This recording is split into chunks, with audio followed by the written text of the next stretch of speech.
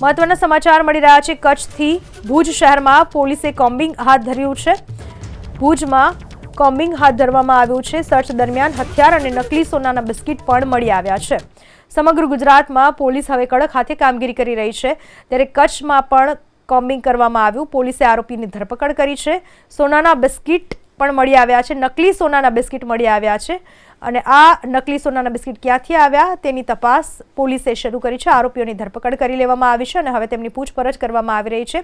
સાથે જ કેટલાક હથિયારો પણ કબજે કરવામાં આવ્યા છે, જેમાં મોટા ધારિયા, તલવાર, છરી આ તમામ હથિયારોનો તેમાં સમાવેશ થાય છે। ભુજ શહેરમાં પોલીસે કોમ્બિંગ હાથ ધર્યું છે। ભુજમાં કોમ્બિંગ હાથ ધરવામાં આવ્યું છે। સર્ચ દરમિયાન હથિયાર અને નકલી સોનાના બિસ્કિટ પણ મળી આવ્યા છે।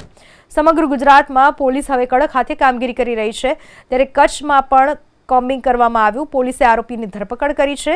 સોનાના બિસ્કિટ પણ મળી આવ્યા છે, નકલી સોનાના બિસ્કિટ મળી આવ્યા છે અને આ નકલી સોનાના બિસ્કિટ ક્યાંથી આવ્યા તેની તપાસ પોલીસે શરૂ કરી છે। આરોપીઓની ધરપકડ કરી લેવામાં આવી છે અને હવે તેમની પૂછપરછ કરવામાં આવી રહી છે।